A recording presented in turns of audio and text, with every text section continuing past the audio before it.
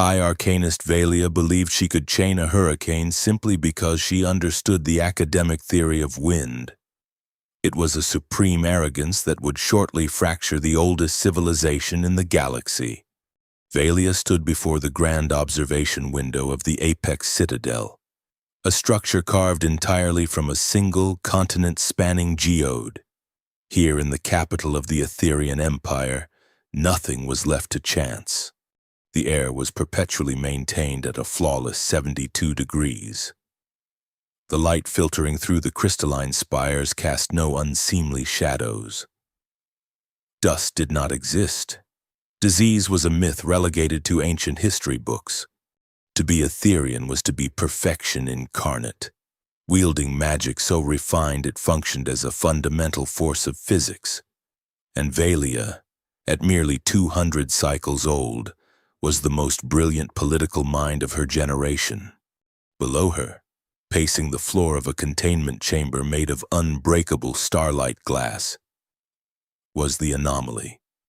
Captain Elias Vance of the United Earth Directorate. He was a jarring sight, where Ethereans wore seamless robes of woven hard light. Vance was encased in an environmental hazard suit patched with scarred, ablative plating.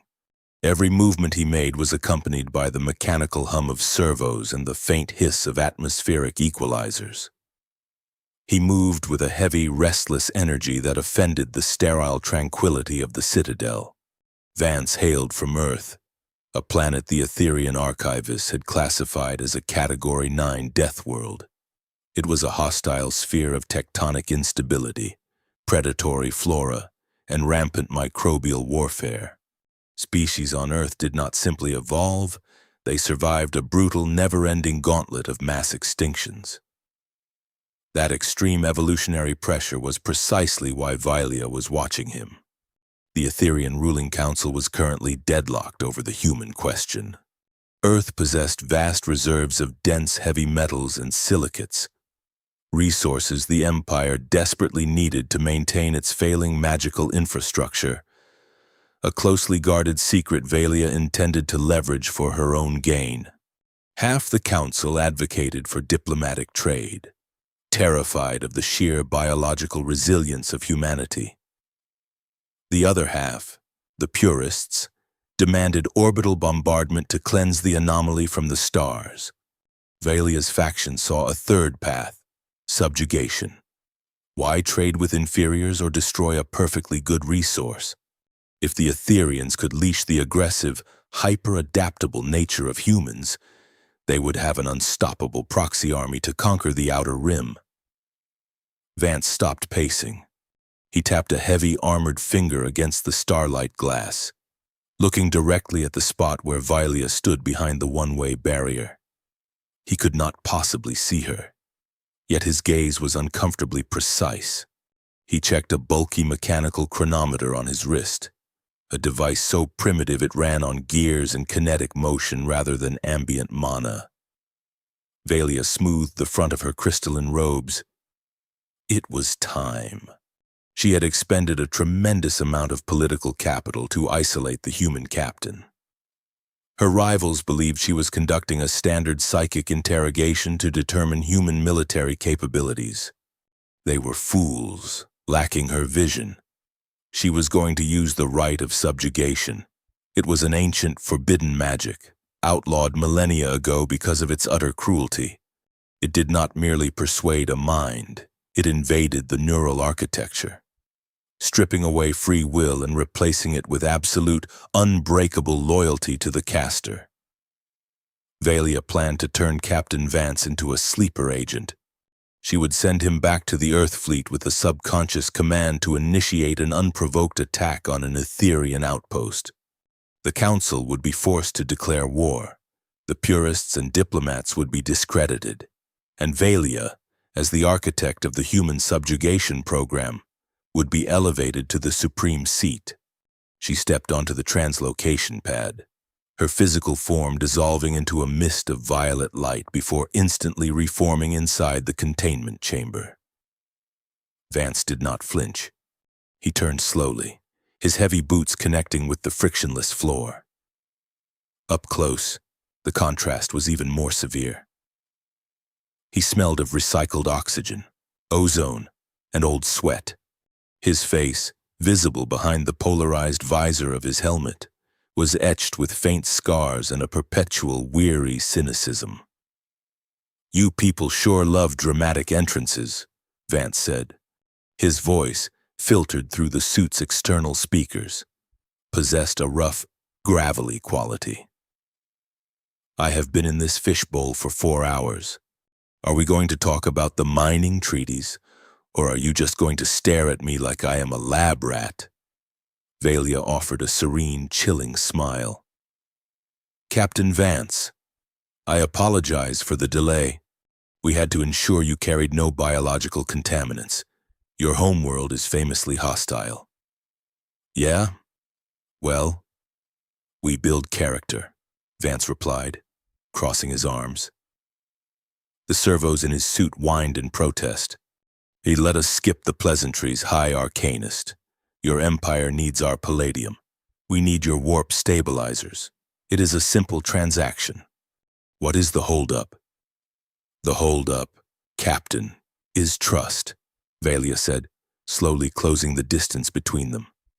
She began to channel etheric energy, pooling it in the center of her mind. The air around her grew cold, frost forming on the edges of her crystalline robes. "We are creatures of logic, of order. Humans are volatile. How can we trust a species that spent the last 3 centuries fighting itself over imaginary borders?" Vance laughed, a short, sharp sound. "You trust our greed. It is predictable. Now, are we negotiating, or are you preparing to throw lightning at me? Because my suit sensors are picking up a massive spike in localized energy, and I have strict protocols about returning fire."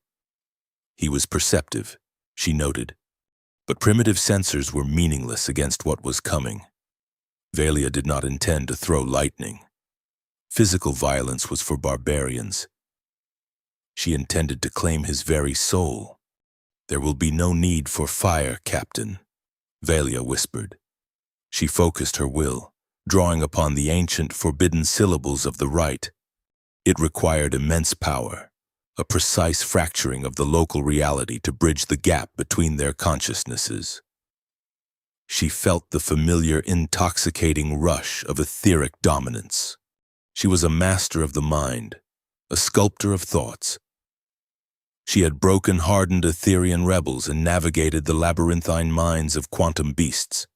A human, a creature driven by base instincts and short lifespans, would be like folding paper.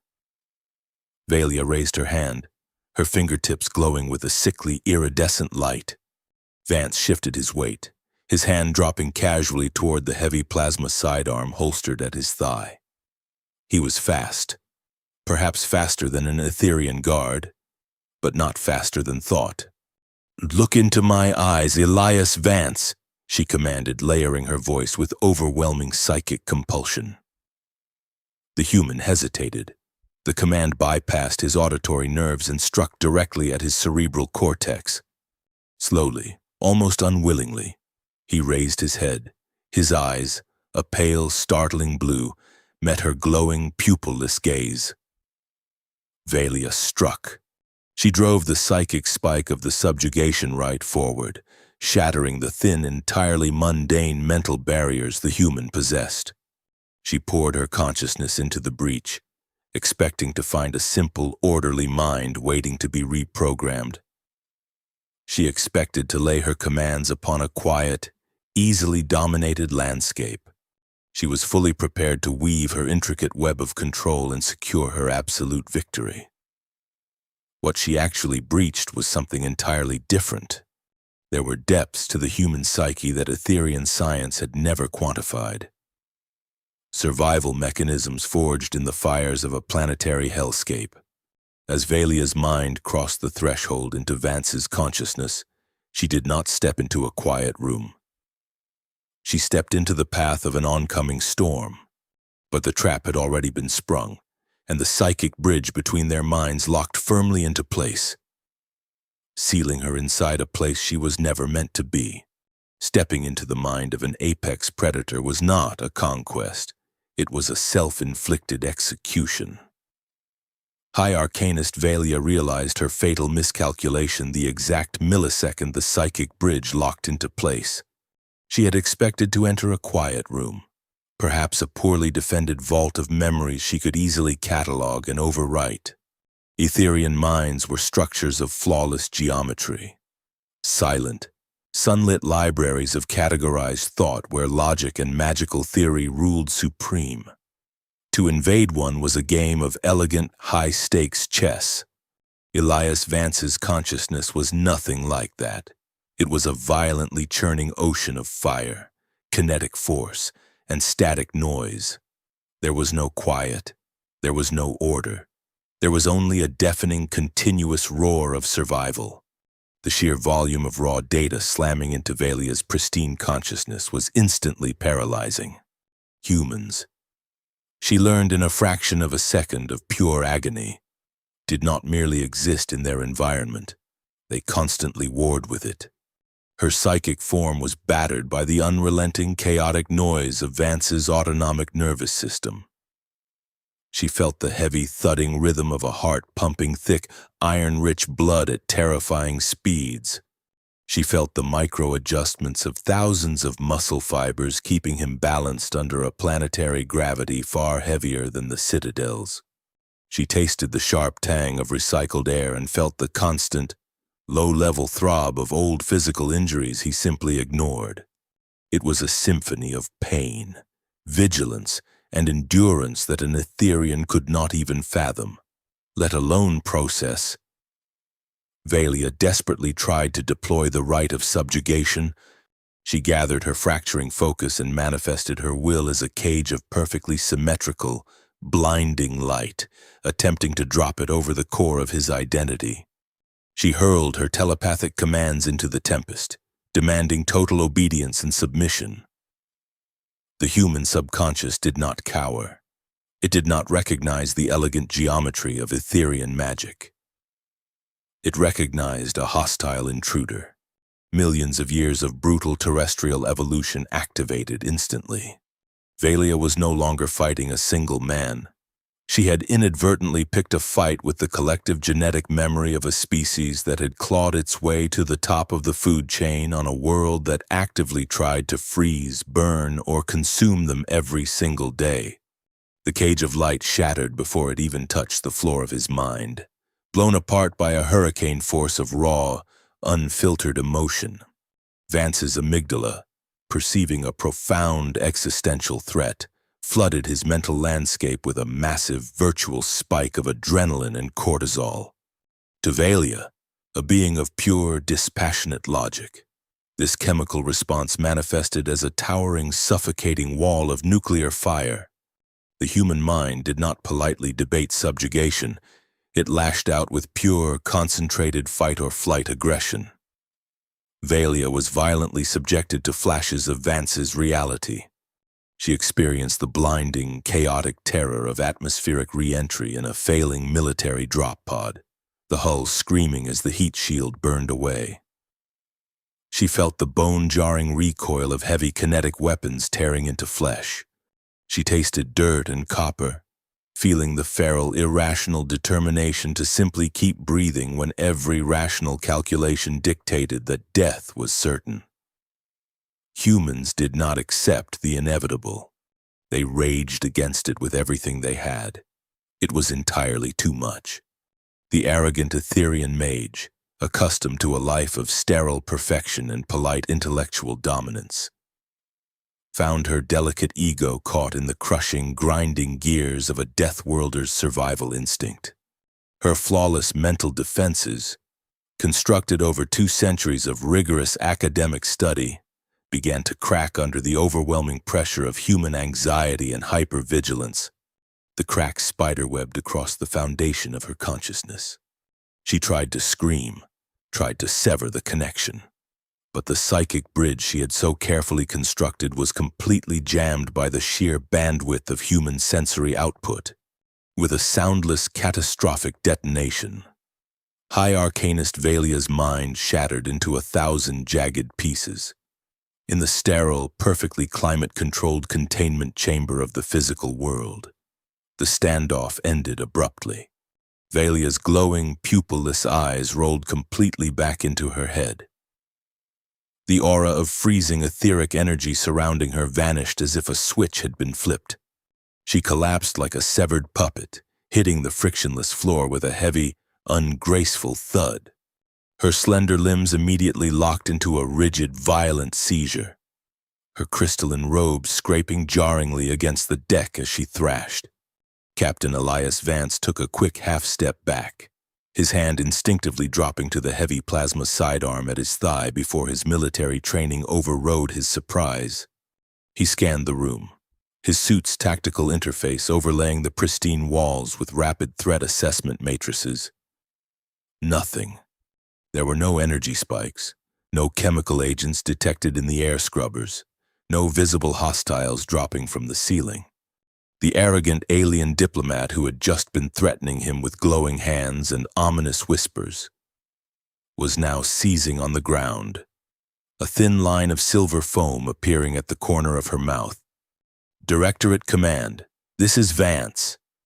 He barked into his internal comms, completely unaware that the Citadel's magical dampening fields blocked all external technological signals. "We have a medical emergency. The local VIP just dropped hard. Looks like a grand mal seizure." Getting nothing but static in return, Vance swore under his breath and dropped to his knees beside the convulsing Etherian. He had absolutely zero medical training regarding alien biology, but human combat doctrine dictated that stabilizing a casualty took priority over standing around waiting for orders. He slapped the quick release on his left gauntlet, exposing a heavy armored medical dispenser built into the forearm of his suit. "Hold still, damn it," Vance grunted. He used his considerable physical strength to pin Valia's thrashing shoulders to the floor.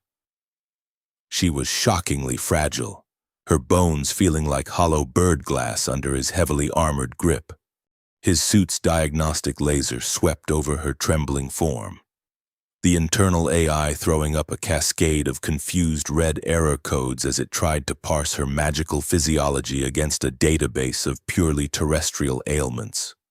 The scanner registered a massive cascading failure in her neurological pathways, interpreting her magical collapse as a catastrophic brain hemorrhage.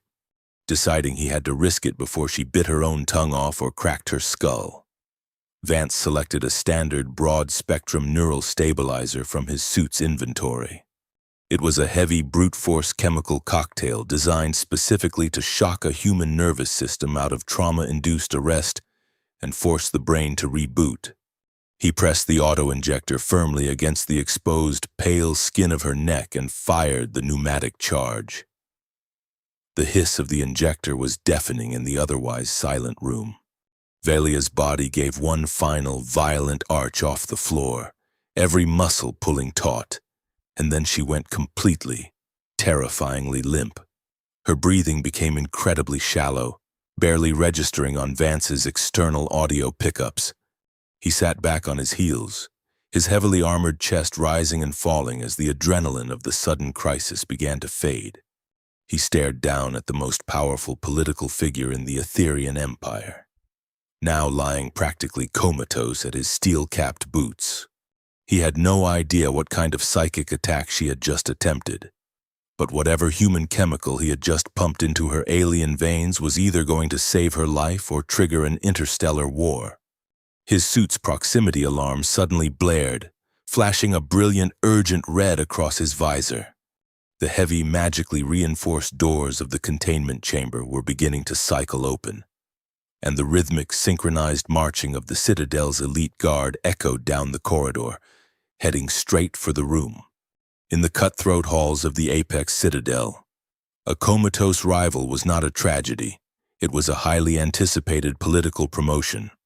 The heavy, magically reinforced doors of the containment chamber dilated instantly, revealing a squad of elite guards flanked by Arcanist Lorien. Lorien was Valia's chief rival on the ruling council, a purist who believed humanity was an infection meant to be excised from the galaxy.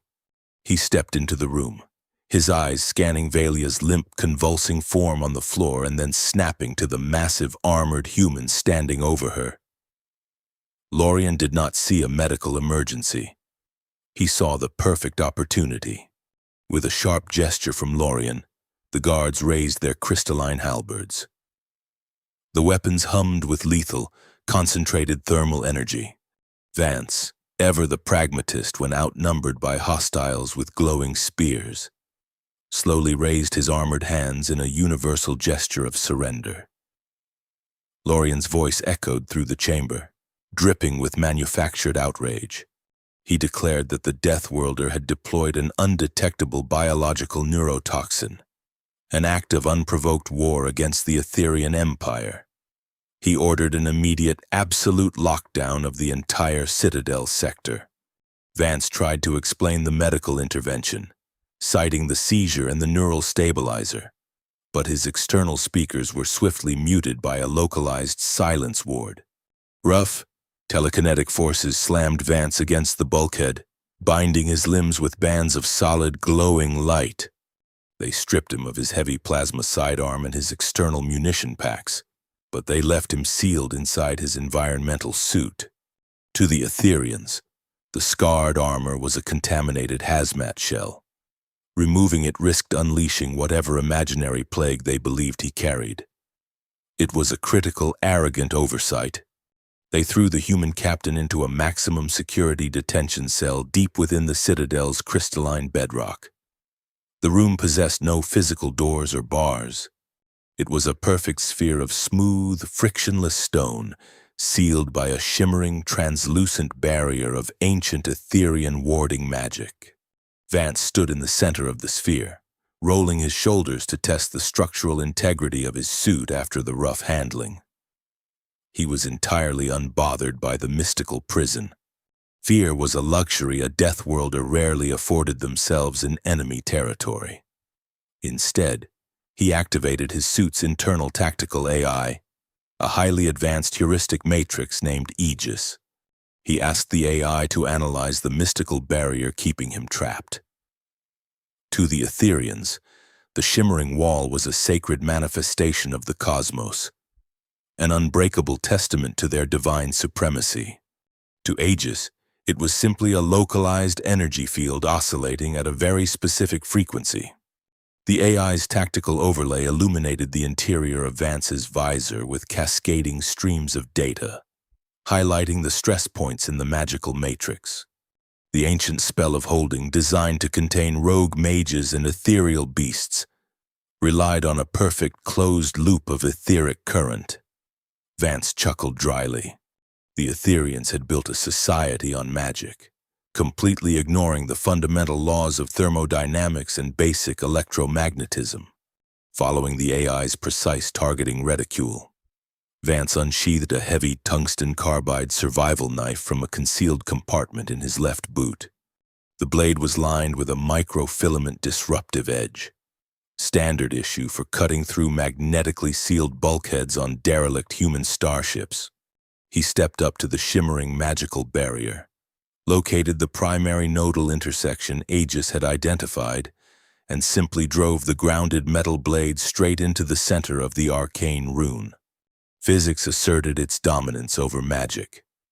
The highly conductive tungsten acting as a massive grounding rod instantly short-circuited the closed etheric loop. The ancient unbreakable spell sputtered, sparked violently in a shower of harmless ultraviolet light, and collapsed with a pathetic pop. The impenetrable wall vanished. Vance stepped out of the cell, treating the pinnacle of Etherean penal engineering like a blown fuse in a cheap toaster. He needed to recover his confiscated gear and find a way off this hostile rock. But first, he needed a hostage or a high-level access key. His tactical map, built from passive scans taken during his initial escort into the Citadel, pointed him toward the primary medical wing. That was where they would have taken the High Arcanist. While Vance navigated the labyrinthine maintenance shafts of the Citadel, a network the teleporting Etherians rarely guarded and practically ignored. Valia awoke in a pristine, floating stasis bed. She opened her eyes, expecting to feel the familiar, comforting geometry of her own brilliant mind. Instead, she stared into an abyss. The intricate, flawless architecture of her consciousness had been completely demolished, reduced to a terrifying, swirling void of fragmented memories and raw, unfiltered panic. The supreme arrogance that had defined her entire existence was gone, replaced by a profound, primal terror she had never experienced. She tried to formulate a simple levitation spell, a cantrip Etherian children mastered in their first cycle. But the complex magical equations slipped through her fractured thoughts like water through a sieve. She was powerless. She was broken. Worse than the loss of her magic was the silence. The sterile healing ward was completely soundless, a sensory deprivation that threatened to swallow her remaining sanity whole.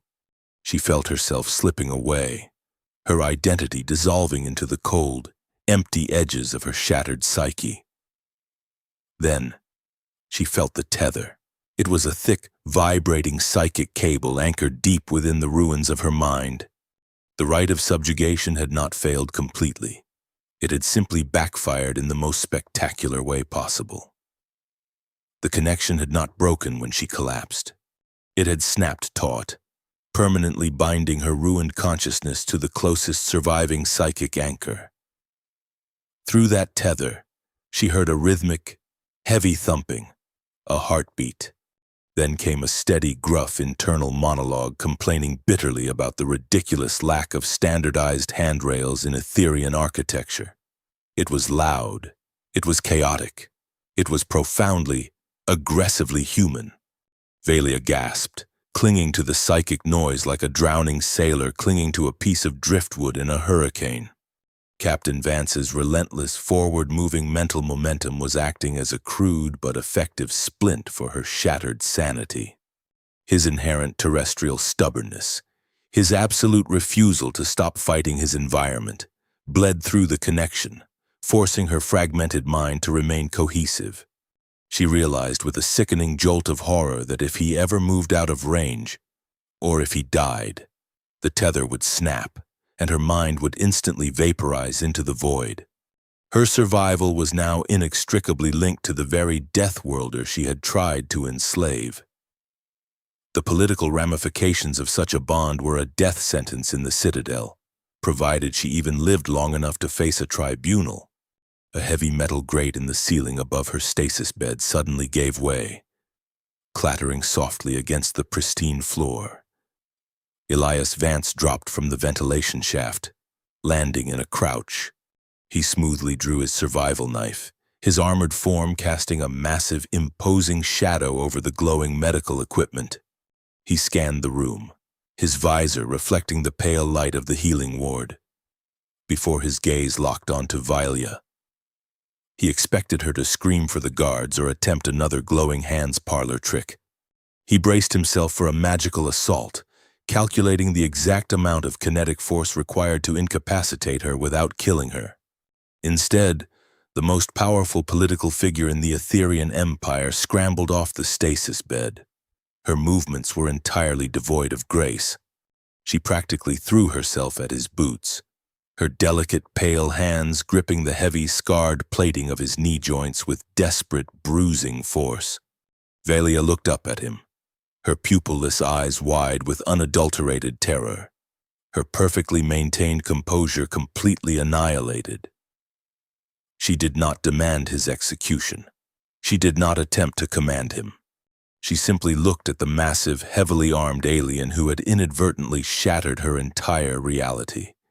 And she made the only logical choice left to a broken mind clinging to the edge of the abyss.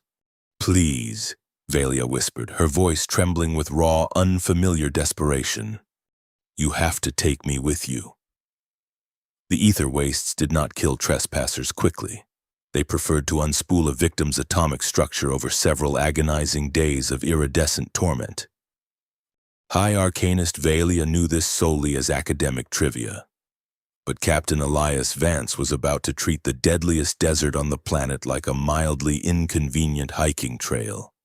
Getting out of the Apex Citadel had required dropping through a primary thermal exhaust shaft, a route the Etherean elite guard considered too physically degrading to patrol.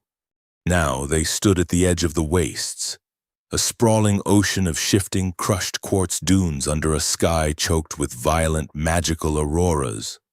The air here was heavily irradiated with volatile mana, highly toxic to the unshielded. Vance simply checked the seal on his environmental helmet, satisfied by the steady hiss of his life support equalizers. He then turned to the trembling Etherean beside him. Valia's immaculate, hard-light robes were already flickering and degrading in the harsh environment. She hugged herself, her shattered mind barely held together by the psychic tether anchored firmly to the loud, rhythmic thumping of the human's consciousness. Through that invisible bond, she felt no fear radiating from him, only a stubborn, pragmatic annoyance at the terrain.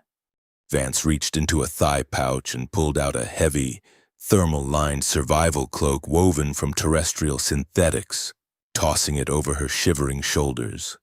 It smelled heavily of ozone and machine oil, a scent that would have thoroughly disgusted her yesterday. Today, she clutched the heavy fabric like a lifeline, wrapping herself tightly in the crude, physical warmth it provided.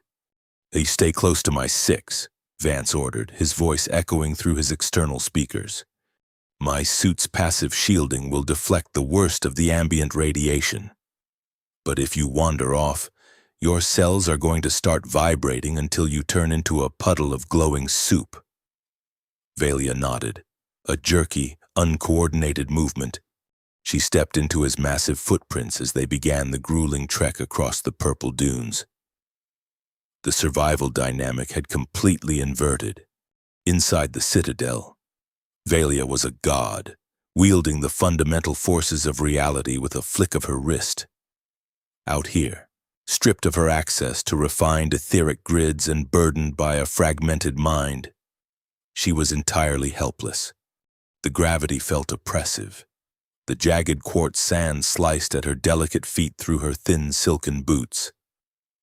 She was utterly reliant on a creature she had viewed as barely sentient 24 hours ago. By the time the violet sun reached its zenith, Valia collapsed. Her legs refused to support her, her muscles screaming in protest. Vance stopped, the servos in his armor whining as he knelt beside her. He did not berate her. He simply scanned her with his suit's medical laser, grunting at the readouts on his visor. "Your core temperature is dropping, and your blood sugar is practically non-existent." Vance noted, popping the seal on his helmet and removing it to conserve battery power. The harsh, toxic air of the wastes did not immediately kill him. Human lungs, adapted to the heavily polluted atmospheres of Earth's industrial age, simply processed the stinging mana dust as a severe irritant. He coughed once, a harsh, rattling sound, and spat onto the crystalline sand. Valia stared in sheer horror as he reached into his survival pack and retrieved a dense, foil-wrapped brick. He tore it open with his teeth. The pungent, greasy odor of preserved terrestrial meats, synthesized proteins, and complex carbohydrates hit her delicate olfactory senses like a physical blow. Etherians sustained themselves by absorbing ambient, purified light energy or consuming highly refined nectar that left no physical waste. The idea of tearing apart raw, dead matter and shoving it into a biological furnace to burn for energy was barbaric. Vance took a massive bite, chewing rhythmically. "You need caloric intake," he stated, breaking off a piece of the dense block and offering it to her. "Eat." "I cannot consume that," Valia whispered, her stomach rebelling at the mere sight of the oily brick. "It is unrefined mass. It will disrupt my internal harmony." "Your internal harmony is currently failing to keep you conscious," Vance replied smoothly, pushing the ration closer to her face. "Earth logic dictates that when the engine is out of fuel, you do not complain about the octane rating. You fill the tank. Eat it, or I am carrying you, and my suit's hydraulics are not built for a gentle ride. Driven by a sudden, intense spike of biological hunger she had never felt before, Valia snatched the ration. She took a tiny, hesitant bite. It was heavily salted, impossibly dense, and tasted vaguely of ash and animal fat. It was the most revolting thing she had ever encountered, yet her starving body instantly demanded more. She devoured the piece in seconds, her cheeks flushing with shame as Vance watched her with quiet amusement. 4,000 calories a day, Vance remarked, taking another bite of his own ration. That is what it takes to keep a human moving in a hostile theater. You people run on magic. We run on sheer metabolic defiance. He offered her a canteen of recycled water. She drank greedily, wiping her mouth with the back of her trembling hand. Through the psychic tether, she felt a wave of his quiet satisfaction. He was not judging her weakness. He was actively managing her survival. It was a rugged, entirely unpolished form of care that stood in stark contrast to the backstabbing politeness of the Etherean elite. Their rest was abruptly shattered by a low, harmonic vibration echoing from beneath the dunes. Valia froze, the blood draining from her already pale face. She recognized that frequency. "Mana stalkers," she choked out, pointing a trembling finger toward a shifting mound of quartz sand rapidly approaching their position. They are beasts of pure, corrupted energy. They hunt by locking onto neurological signatures. My magic is too broken to cloak us. 3 massive creatures erupted from the sand. They possessed no physical bodies, appearing instead as jagged, vaguely canine shapes composed entirely of hard, violet light. They possessed rows of spinning crystalline teeth that ground together with the sound of breaking glass. To an Etherean, they were an absolute nightmare, immune to physical damage and capable of shredding a magical shield in seconds. Vance casually wiped his mouth, tossing the remainder of his ration block into the sand. He did not draw his survival knife. Instead, he reached over his shoulder and unlatched a heavy, ugly, incredibly primitive terrestrial kinetic rifle from his magnetic backplate. He had smuggled it onto the planet disguised as a piece of geological sampling equipment. "Energy beasts," Vance muttered, flipping the selector switch off safety. "Cute." The lead stalker lunged, crossing the distance with terrifying, unnatural speed, its glowing jaws opening wide to consume Valia's life force. Vance stepped smoothly in front of her, raising the heavy rifle to his shoulder. He did not attempt a complex banishing spell. He simply pulled the trigger. The weapon discharged with a deafening, concussive roar that shook the very air. The rifle did not fire energy. It fired depleted uranium slugs accelerated to entirely unreasonable speeds by chemical combustion. The heavy, hyperdense metal round struck the stalker mid-leap. The fundamental laws of kinetic energy violently asserted themselves against the magical construct. The sheer physical trauma of the uranium slug tearing through the concentrated light matrix disrupted the beast's structural integrity. The stalker violently exploded into a shower of harmless, fading sparks. Vance racked the bolt, ejecting a smoking brass casing onto the pristine sand, and immediately tracked the next target. 2 more deafening roars echoed across the wastes, followed by 2 more spectacular explosions of shattered magical energy. The encounter lasted less than 4 seconds. Vance lowered the smoking rifle, turning back to Valia with a raised eyebrow. "They do not seem to like high-velocity lead," he noted, his tone entirely conversational. "You all right?" Valia could only stare at him, her mouth slightly open.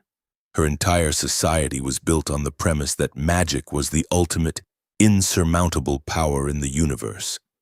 Yet this rough, unrefined Deathworlder had just casually obliterated 3 apex magical predators using a metal tube that threw heavy rocks very fast. Through their psychic link, she felt no triumph from him. merely the routine satisfaction of clearing a hazard from the path. His mind was a fortress of brutal, unyielding pragmatism. For the first time in her long life, Valia realized that perfection was fragile. The Etherean way was beautiful, like a spun-glass sculpture, but it shattered at the first sign of genuine chaos. Humanity was ugly, loud, and constantly fighting for survival, but they were incredibly, undeniably durable. She looked up at his broad, armored shoulders as he offered her a hand to help her up. She felt a strange, entirely illogical flutter in her chest. It was not the calculated political alliance she was accustomed to pursuing. It was a raw, hesitant spark of genuine admiration, taking root in the ruins of her former arrogance. She accepted his heavy, gauntleted hand, letting him pull her to her feet. "We need to keep moving," Vance said, his tactical AI suddenly projecting a rapid series of warning runes across his internal visor. He tapped the side of his helmet, his expression shifting from relaxed to intensely focused. "Aegis is picking up something massive dead ahead, deep underground." Valia frowned, focusing on the psychic tether to steady her thoughts. As she reached out with her fragmented magical senses, she felt it too. It was not the chaotic resonance of the wastes. It was a rhythmic, pulsing draw, a massive vacuum violently siphoning etheric energy from the surrounding environment. It felt terribly familiar, like the grand engines of the Citadel, but magnified to an industrial catastrophic scale. Whatever lay buried beneath the toxic dunes was bleeding the planet dry, and it was directly in their path. The quartz sand beneath their boots did not merely vibrate. It throbbed with the methodical, engineered rhythm of a planetary autopsy. Vance dropped to one knee at the edge of a massive, artificial precipice, keeping his armored profile low against the violently glowing horizon. He gestured for Valia to crawl forward and look down. The ether wastes were supposed to be an endless, unbroken expanse of deadly terrain, an untamable frontier that the Citadel safely ignored. Instead, Valia found herself staring into a localized abyss, a crater so incomprehensibly vast it defied the natural curvature of the planet.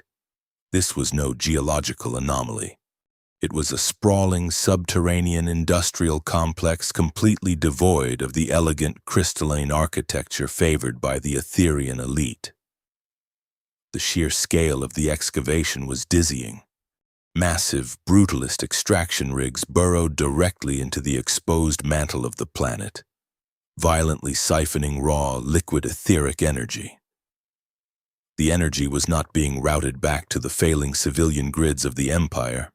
It was being pumped directly into the hulls of 12 colossal dreadnought-class vessels suspended in dry dock.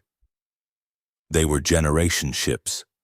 They were heavily armored arcs designed for deep space survival, pulsing with enough hoarded magical energy to sustain a select population for 1,000 cycles in the dark void. Valia's breath caught in her throat, a cold, sickening realization washing over her fractured mind. She had spent her entire career studying the micro-history of Etherean politics, analyzing the intricate ledgers of power, the subtle shifts in planetary resource allocation, and the petty financial rivalries of the ruling council. She had believed the Empire was simply enduring an economic depression, a temporary scarcity of magic that required strict rationing for the lower classes. She had lobbied for the subjugation of humanity to acquire terrestrial heavy metals, genuinely believing it would stabilize the failing infrastructure. She had been profoundly, devastatingly naive. The ruling council was not failing to maintain the world. They were deliberately liquidating it. It was a macroeconomic extinction event disguised as a temporary recession. The elite had centralized the etheric wealth, artificially inflating the scarcity of magic to keep the populace compliant and distracted, all while secretly draining the planet's core to fund their own cowardly exodus. They were going to launch those ships and leave billions of their own people to burn in the resulting planetary collapse. A wave of intense, suffocating guilt slammed into Vilia. She staggered back from the ledge, her hands trembling. She had climbed the political ladder with ruthless efficiency, completely blind to the fact that the ladder was attached to a slaughterhouse. She was complicit. Her ambition had made her a useful idiot for architects of mass genocide.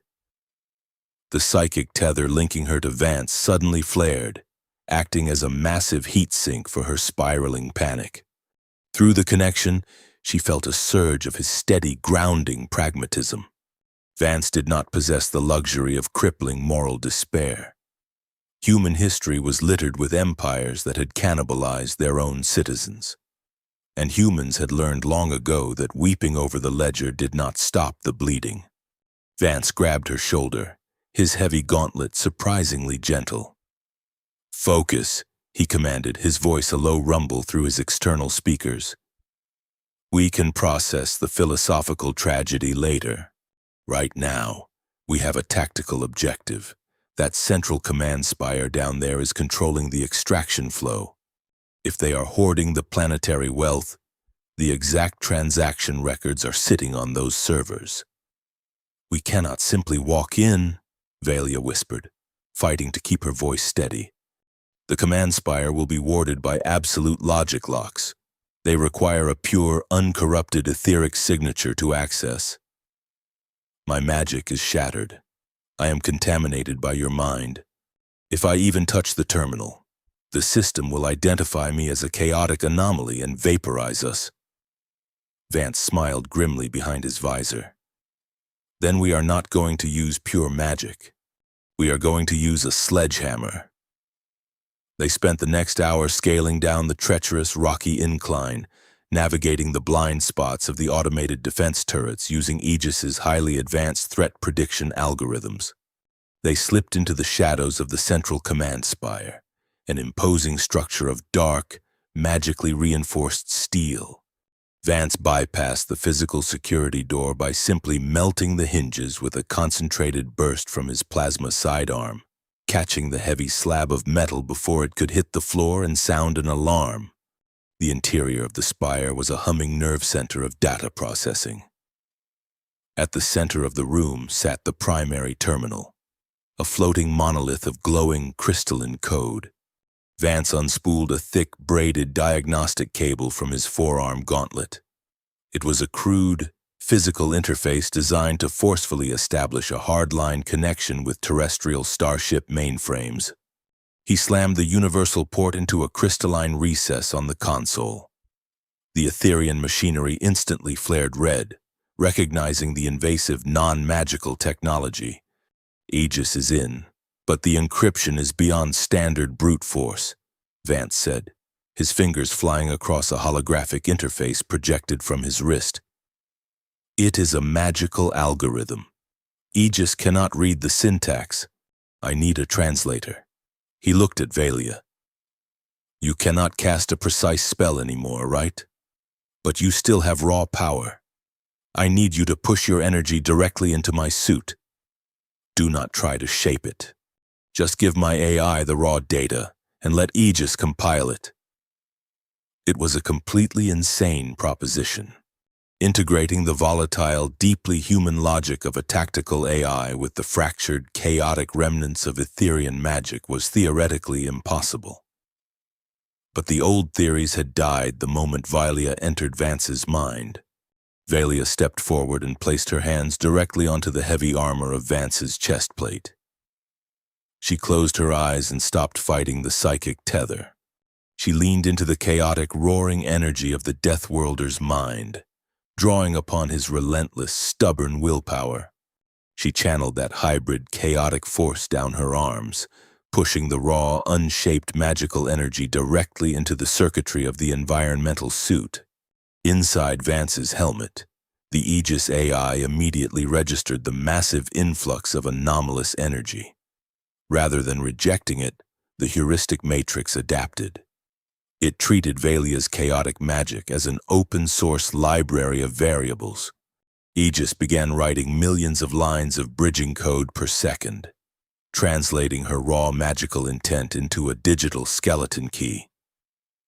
The terminal shifted from hostile red to a pulsing, neutral blue. The impenetrable logic lock, designed to withstand the most elegant Etherean decryption spells, was entirely unprepared for a brute force cybernetic assault powered by terrestrial spite and fractured magic. "We are through," Vance confirmed, his tone sharp. "Downloading the extraction ledgers, the flight manifests, the entire conspiracy. We have the proof." Valia let out a shuddering breath, stepping back as the diagnostic cable retracted.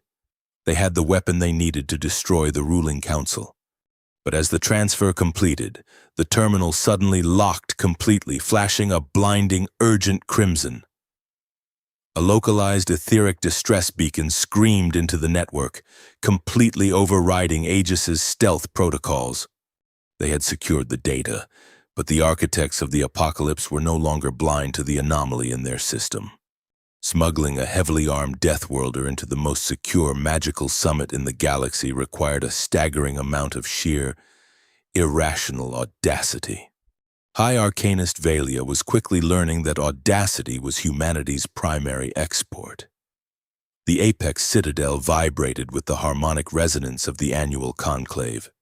Every member of the Etherean ruling elite, from the militant purists to the complacent diplomats, was currently gathered in the grand amphitheater of the upper spire. They were assembled to debate the strict new rationing of ambient magic. Completely oblivious to the subterranean doomsday fleet actively bleeding their world dry, the air in the upper levels was heavy with the scent of refined ozone and the suffocating weight of ancient privilege.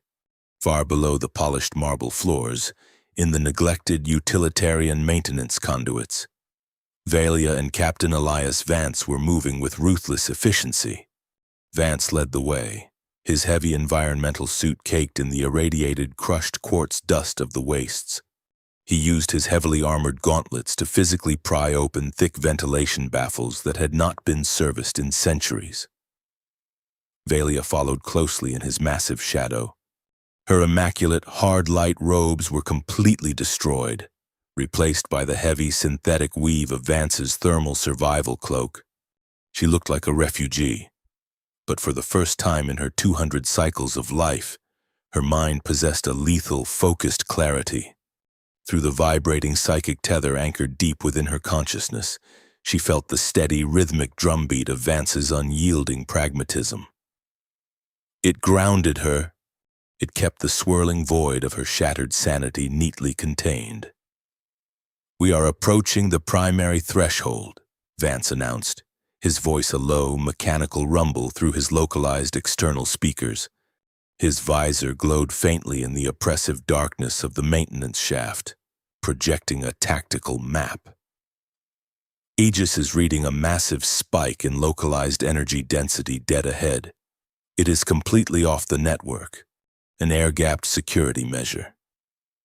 They dropped from the conduit into a secluded service corridor just outside the grand amphitheater.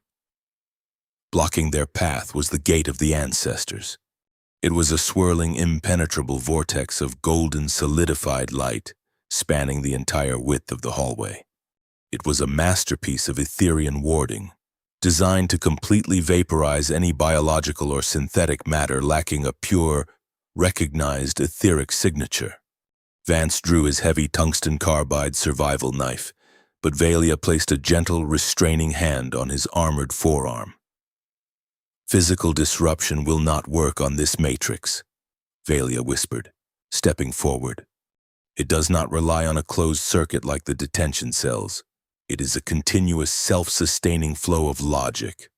It analyzes the intent of the trespasser." "Can you bypass it?" Vance asked, his grip tightening on his plasma sidearm, continuously scanning their rear flank for patrols. "You said your magic was broken." "It is," Valia replied, staring into the blinding golden light.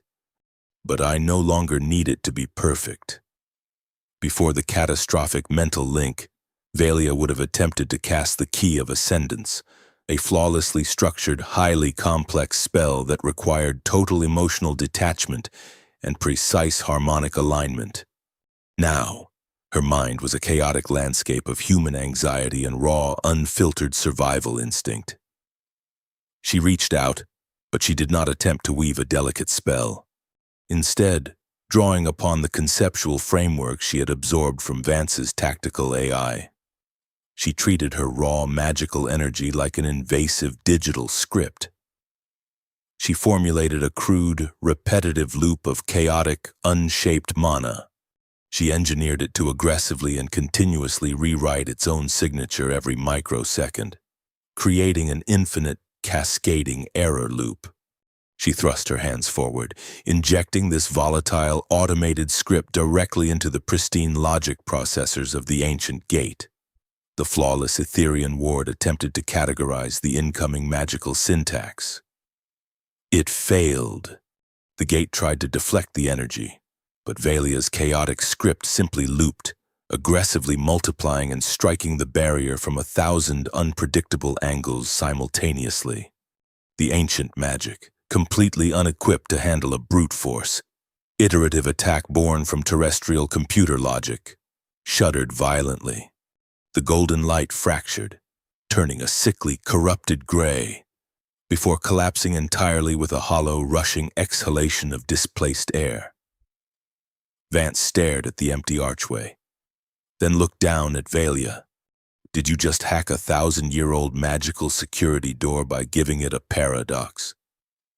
I introduced a little Deathworld chaos into their perfect equation, Valia said, a fierce, unfamiliar smile touching her lips. Let us keep moving. They hurried down the final stretch of the corridor. The walls here were lined with the royal gardens, an unbroken row of unaging crystalline lotuses suspended in stasis fields. Valia barely spared them a glance. Previously, she had found them to be the pinnacle of aesthetic beauty. Now, they simply looked sterile and dead. They required no effort to cultivate, existing in a state of stagnant, unchanging perfection. She found herself vastly preferring the chaotic biology Vance had inadvertently shared with her. She thought of the complex, resilient life cycles of terrestrial flora, plants that demanded specific environmental stressors and precise, phased nourishment to overcome their surroundings. True vitality required surviving the dirt, weathering the changing seasons and fighting the elements for a single, hard-won bloom. The Etherean elite had insulated themselves from the dirt, and in doing so, they had rotted from the inside out. The muffled, booming voice of the newly appointed Supreme Arcanist Lorien echoed through the massive adamantine doors at the end of the hall. Vance and Valia pressed themselves against the cold stone on either side of the towering entrance. Aegis translated the acoustic vibrations penetrating the heavy metal, piping Lorien's speech directly into Vance's helmet and Valia's mind through the tether. Lorien was weaving a masterpiece of political fiction. He spoke with grave sorrow about the dwindling etheric reserves, demanding greater sacrifices from the lower castes. He justified the violent suppression of dissenting factions by framing them as greedy hoarders endangering the empire. He was officially laying the groundwork for the elite's imminent departure, ensuring the general populace would be too weak and divided to stop the launch of the generation ships. He is securing the final mandate, Valia noted, her voice trembling with cold, focused rage. Once the conclave votes to grant him absolute emergency powers, he will seal the lower levels and initiate the launch sequence. We have to broadcast the server data now. Aegis has the encrypted drive ready to upload to the public Ethernet, Vance confirmed, tapping the side of his helmet. But the localized jamming field in that room is absolute. We cannot broadcast from out here. I have to physically plug into the primary acoustic amplifier at his podium to override the dampeners. That meant crossing the entire length of the amphitheater, completely exposed to the combined magical might of the entire Etherean ruling class. It was a suicide mission. Vance did not hesitate. He reached into his tactical webbing and retrieved 2 heavy disc-shaped breaching charges. They were terrestrial mining explosives, designed to crack asteroid mantles. He slapped them directly onto the massive, supposedly indestructible adamantine hinges of the conclave doors. "Stay behind my shield generator," Vance ordered, arming the detonator. "And when the smoke clears, we move straight down the center aisle. Do not stop for anything." Valia stepped behind him, drawing upon every scrap of ambient magic in the corridor, compressing it into a dense, volatile sphere of energy between her hands. She was ready. Vance pressed the trigger. The concussive wave of the dual detonation was absolute. The fundamental laws of kinetic force obliterated the ancient Etherean engineering. The massive adamantine doors, designed to withstand the breath of ethereal dragons, were violently ripped from their mountings. They flew inward, tumbling end over end, crushing the opulent floating observation pods near the entrance and grinding to a halt in the center of the pristine assembly floor. A shockwave of dust and pulverized stone washed over the amphitheater, completely silencing the supreme arcanist. Thousands of elite Etherean mages stared in paralyzed, incomprehensible horror as a battered, heavily armored Deathworlder strode out of the settling dust, a disgraced high arcanist marching in his shadow. Vance raised his heavy kinetic rifle, the laser targeting module cutting a stark red line straight through the haze, painting a crimson dot squarely on Supreme Arcanist Lorien's chest. "The United Earth Directorate," Vance's voice thundered through his external speakers, amplified to deafening levels, "has a few objections to the current treaty." But Lorien did not cower. He did not summon his elite guards. As the dust cleared, a cold, calculating smile spread across the Supreme Arcanist's face. He casually waved a hand, and the floor beneath Vance and Valia immediately began to liquefy, reshaping itself into an architectural nightmare completely foreign to Etherean design, threatening to swallow them whole before they could take a single step forward. The floor of the amphitheater did not simply melt, it rebelled, turning into a hungry geometric ocean designed to drown the intruders in solid marble. Supreme Arcanist Lorien was not a politician who relied solely on his guards. He was a master of structural transmutation, and he intended to bury the human anomaly alive. The polished stone beneath Elias Vance's heavy boots instantly lost its molecular cohesion, transforming into a viscous, swirling vortex that pulled him downward with crushing gravitational force. Vance did not waste breath on panic. He slapped the manual override switch on his armored thigh plate, engaging the emergency micro-thrusters housed in the calves of his environmental suit. Twin columns of blue, hyper-compressed plasma ignited with a concussive roar. The sheer, brutal thrust tore him free from the gripping stone, launching him and Valia 20 feet into the air, completely clearing the localized transmutation trap. They landed hard on one of the opulent floating observation platforms suspended near the center of the chamber. Vance rolled with the impact, his heavy armor denting the crystalline floor, and immediately brought his kinetic rifle up to his shoulder. Below them, the amphitheater erupted into absolute chaos. 50 elite guards, clad in seamless hard-light armor, converged on their position. They moved with terrifying synchronized grace, their halberds burning with lethal starfire. Behind them, dozens of high-ranking mages began weaving intricate, blindingly complex offensive spells, the air growing thick with the scent of ozone and impending violence. The Ethereans initiated their assault with psychological warfare. They cast synchronized wide-area auras of dread and synaptic subjugation hexes, spells designed to instantly paralyze the nervous system and induce mind-shattering terror. The invisible psychic shockwaves washed over the floating platform, striking Vance's helmet with the force of a tidal wave. Aegis, Vance's onboard tactical AI, instantly categorized the incoming magical interference as unauthorized biometric spam.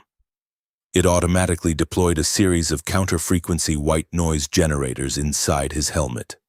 To the Etherean mages, they were unleashing the darkest terrors of the cosmos. To Vance, it merely felt like a mild headache and a sudden, intense desire for a strong cup of coffee. He was a Deathworlder. His baseline existence was a state of perpetual anxiety. Magical fear was entirely redundant. Target-rich environment, Vance muttered, flipping the fire selector on his kinetic rifle to full auto. He leaned over the edge of the floating platform and opened fire.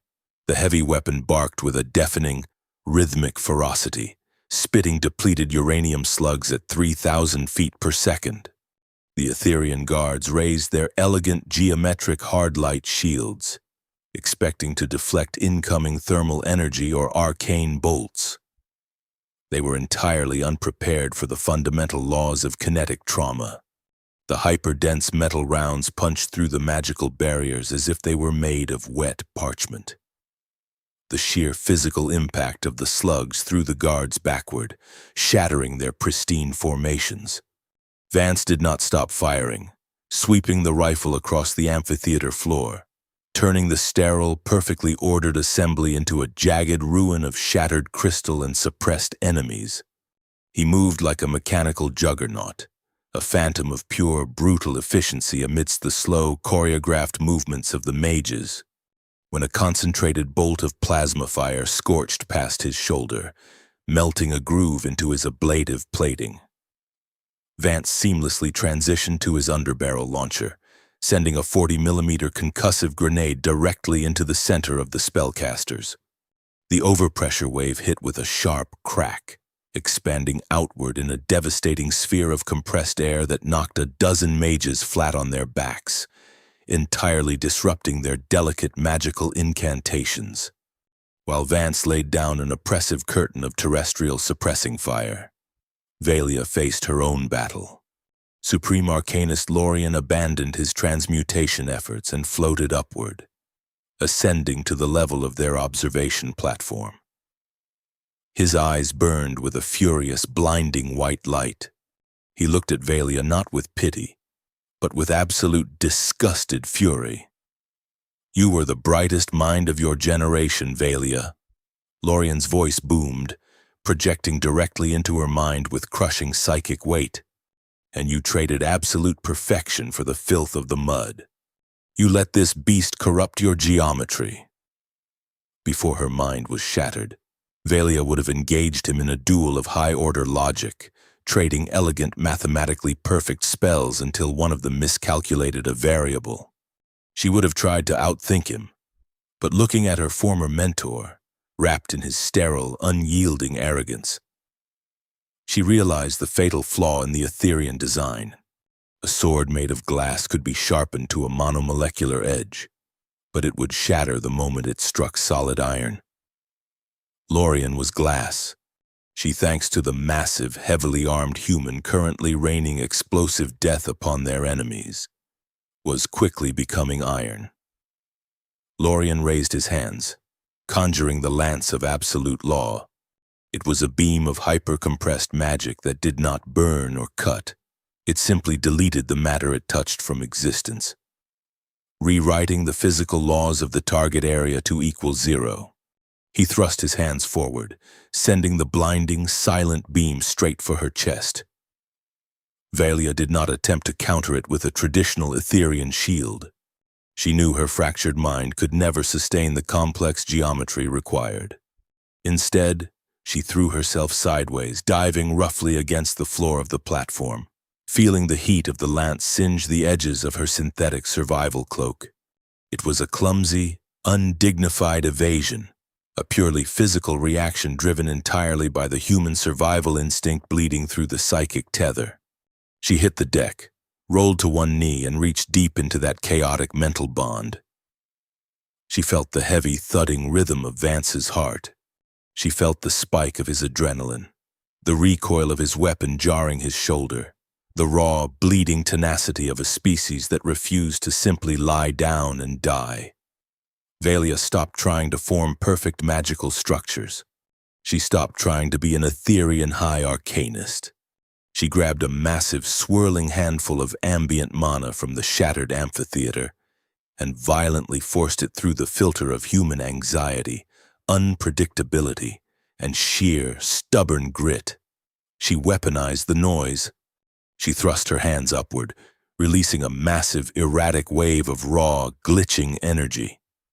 It possessed no geometric shape, no logical syntax, and no predictable frequency. It looked like a storm of violent, iridescent static. Lorien sneered, summoning the aegis of perfect geometry, an impenetrable multi-layered shield of pure mathematical light to easily block her unrefined attack. The chaotic wave struck the flawless shield. It did not bounce off. It did not penetrate. It infected it. The erratic, human-driven variables within Valia's magic flooded Lorien's perfect equation. The Etherean shield attempted to categorize the incoming energy, but the sheer, contradictory volume of the chaos caused the spell's logic processors to infinitely loop. The mathematical light shuddered, turned a sickening shade of bruised purple, and catastrophically crashed. The resulting feedback explosion was spectacular. The flawless shield shattered inward, blasting Lorien with a wave of raw, unaligned kinetic force. The Supreme Arcanist was thrown violently backward through the air, his immaculate robes catching fire, his absolute composure completely annihilated. He crashed heavily into a distant bank of crystal seating, entirely incapacitated by the very chaos he had sought to purge from the galaxy. Valia stood up, her breath coming in ragged, triumphant gasps. She looked down at her hands, trembling with the residual output of the chaotic strike. She was no longer perfect, but she had never felt more dangerous. "Valia, the terminal!" Vance shouted over the din of the continuing firefight, dropping an empty magazine onto the deck and slamming a fresh one home. "We need to override the dampeners now." Valia nodded, sprinting across the floating platform. The podium of the Supreme Arcanist, housing the primary acoustic amplifier, was situated at the far end of the dais. Vance moved with her, acting as a walking wall of ablative armor. Swatting incoming energy bolts aside with the heavy plating of his forearms and keeping the remaining guards pinned down with short, controlled bursts of rifle fire, they reached the massive, glowing podium. Vance holstered his rifle, trusting his suit's automated defense lasers to cover their flanks, and ripped the crystalline microphone array completely out of its socket. He jammed his heavy braided diagnostic cable directly into the exposed pulsing fiber optics of the Citadel's central communication hub. "Aegis, you have the hard line," Vance ordered, his voice tight with exertion. "Flood the network, drop all stealth protocols, broadcast the extraction ledgers, the flight manifests, the entire doomsday conspiracy in plain text to every terminal, viewing screen, and personal data pad on the planet." Inside Vance's visor, a bright green progress bar materialized, overlaying the chaotic battle raging below them. Aegis immediately began slicing through the Citadel's internal firewalls, leveraging the brute force processing power of the environmental suit to push the massive data packet into the public Ethernet. 10%, 20%. The upload was agonizingly slow, fighting against the massive bandwidth of the conclave's internal security algorithms. Below them, the remaining elite mages realized what was happening. They abandoned their individual attacks and began pooling their energy, forming a massive collective strike meant to vaporize the entire platform and everyone on it.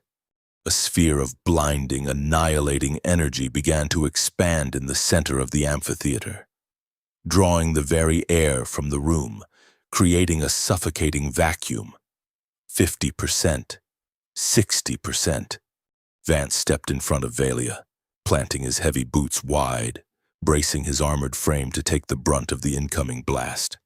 He knew his shielding could not withstand a focused strike of that magnitude, but he refused to yield an inch of ground. Valia pressed her hands against his back, pouring every ounce of her remaining chaotic magic into his suit's defensive matrix, desperately trying to reinforce his armor. 80%, 90%. The sphere of annihilating energy reached critical mass, expanding toward them with the force of a dying star. But before the mages could release the strike, the heavy adamantine floor of the amphitheater violently buckled. A deep, terrifying tectonic groan echoed up from the very bedrock of the planet, violently shaking the entire citadel. The massive subterranean dry docks had received the alarm. The Doomsday fleet was attempting an emergency, premature launch, threatening to tear the crust of the world apart beneath their feet. An entire civilization does not end with a whisper. It shatters with the deafening roar of 1 billion waking minds. The Etherean Empire died the exact moment the encrypted truth hit the public network. The green progress bar inside Vance's visor hit 100%, locking in with a sharp, digital chime. Aegis severed the hardline connection, retracting the heavy diagnostic cable just as the massive sphere of annihilating magic in the center of the room reached its absolute, blinding limit. Vance braced his boots against the deck, ready to take the thermal shockwave. But the strike never came. Across the sprawling amphitheater, every single personal data pad, every floating scrying pool, and every telepathic neural link simultaneously flooded with unredacted data. It was an avalanche of raw, undeniable truth. The flight manifests of the Doomsday fleet materialized in glowing green text above the assembly.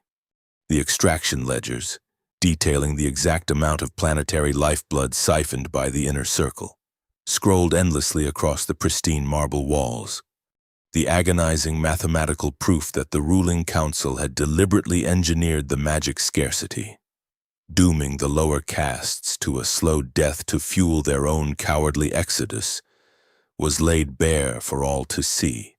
The elite mages froze, their perfect symmetrical concentration broken not by terrestrial kinetic force, but by the sheer devastating weight of betrayal. The localized Ethernet screamed with the sudden, unified outrage of a deceived populace. The blinding sphere of offensive magic sputtered, its underlying logic corrupted by the sudden influx of doubt and horror from its casters. It destabilized violently and collapsed into a harmless, dissipating shower of silver sparks. The elite guards, bound by oaths to protect the realm rather than the specific individuals ruining it, lowered their hard light halberds. They turned their featureless visors away from the heavily armored human and leveled their gaze directly at the bleeding, incapacitated form of supreme arcanist Lorien. The tectonic groan beneath their feet shifted from a mechanical launch sequence to a sudden, violent halt as lower caste technicians across the capital began rapidly sabotaging the dry dock fueling lines. Velia stood tall beside Vance, the chaotic energy still humming fiercely beneath her skin. She watched the pristine, geometric order of her society dissolve into absolute, righteous fury. For 2 centuries, she had believed that absolute control was the pinnacle of existence, the only barrier against the savagery of the universe. Now, watching the lower castes violently storm the upper spires through the shattered amphitheater doors, she understood the fatal illusion. Control was brittle. True resilience did not come from silencing the storm or ignoring the ugly realities of existence. It came from the empathy to share the shelter, the adaptability to change the foundation when it rotted, and the sheer stubborn willingness to face the chaos head-on. The Etherians had built a beautiful, flawless glass tower directly on top of a geological fault line. Humanity had simply brought the sledgehammer required to teach them how to survive the inevitable quake. In the grueling, complicated weeks that followed, the pristine, arrogant silence of the Apex Citadel was permanently replaced by the loud, messy business of genuine revolution. The Doomsday fleet was forcibly seized by a coalition of lower caste mages and militant defectors. Instead of launching into the dark void to save a privileged few, the massive, heavily armored vessels were permanently chained to the planetary grid. Their colossal hoarded magical reserves were aggressively redirected to heal the fractured tectonic plates and revitalize the dying etheric currents of the world. A provisional government rose from the ashes of the old, stagnant council, forged in loud, passionate debates and chaotic compromises. The Etherians were terrified of their uncertain future, stripped of their supposed divine supremacy. But for the first time in a millennia, they were actually awake. They were learning to argue, to struggle, and to build. Valia did not attempt to claim the supreme seat. The cold ambition that had once defined her every waking moment felt like a sterile relic from a past life, a symptom of a diseased mind. Instead, she accepted a vital role as a primary advisor to the new coalition. Her mind had been permanently altered by the chaotic brilliance she had absorbed from the Deathworlder. She no longer cast perfect, symmetrical spells. Her magic was wild, intuitive, deeply emotional, and entirely unpredictable. It made her a pariah to the old guard, but it also made her the most formidable and necessary arcanist on the planet, capable of adapting to any threat. The United Earth Directorate diplomatic fleet arrived in orbit exactly 30 days later. They had armed their dreadnoughts and pre-charged their plasma batteries, expecting a highly hostile negotiation with an arrogant, unyielding empire. Instead, they found a battered, rebuilding civilization eager to learn the ugly, vital mechanics of survival. Captain Elias Vance stood shoulder to shoulder with Valia in the newly reconstructed, heavily scarred assembly hall, officially signing the unprecedented Terra-Ether Concord. The terms were brutally practical. Earth would provide the dense terrestrial heavy metals and synthetic engineering necessary to physically stabilize the failing magical infrastructure. In return, the Etherians would share their advanced warp stabilization tech and etheric shielding, opening the deepest, most dangerous sectors of the galaxy to human expansion. It was a union of magic and machinery, of perfect theory and brutal pragmatic application. Later that evening, far from the exhausting noise of the diplomatic banquets and the endless political maneuvering, Vance and Valia stood alone on a high, sweeping balcony overlooking the newly revitalized capital. The violently toxic, irradiated auroras of the wastes had finally faded, replaced by a clear, breathtaking expanse of deep space starlight. Vance had completely removed his heavy environmental suit. He wore standard, crisp directorate dress fatigues, without the polarized visor obscuring his features. The heavy kinetic scars on his face and the permanent, weary lines of command were fully visible in the soft evening light. He did not look like a conqueror. He simply looked like a man who had survived a very long war. Valia leaned against the cool stone railing beside him, dressed in a simple, practical woven tunic rather than the restrictive hard-light robes of her past. The psychic tether that bound their minds was still present, a permanent alteration to her neural architecture. But it was no longer a desperate lifeline holding her shattered sanity together against the void. It had evolved into a warm, quiet channel of shared understanding, a steady, comforting hum of mutual respect and silent affection. Your fleet admirals seem incredibly eager to test our new warp drives, Valia said softly, feeling a surge of his quiet, restless anticipation bleed through the psychic link. Vance chuckled, a rough, genuine sound that vibrated pleasantly in the cool air. He leaned on the railing, looking up at the unfamiliar constellations. Humans do not like sitting still for very long. The galaxy just got a whole lot bigger, and a lot more dangerous. We are going to need guides who know how to navigate the weird stuff. People who are not afraid to rewrite the rules. He turned to her, offering his hand. His palm was rough, heavily calloused from years of gripping kinetic weaponry and survival tools, and profoundly, beautifully human. Valia looked down at it, tracing the lines of his scars with her eyes, and then met his pale, steady gaze. Through the tether, she felt the chaotic, brilliant momentum of his mind, the sheer gravitational pull of a creature built to continuously conquer the unknown. She placed her delicate hand in his, her fingers automatically intertwining with his firm, grounding grip. The universe was vast, entirely unpredictable, and dangerously loud, and for the very first time in her long, eventful life, High Arcanist Valia was genuinely looking forward to the noise. Thank you for watching this journey to the very edge of the ether wastes. If you enjoyed this dive into the collision of magic and Deathworld grit, please like the video and subscribe to the channel. Share this story with anyone who loves a gritty sci-fi adventure, and leave the word tether in the comments below to let me know you made it all the way to the end.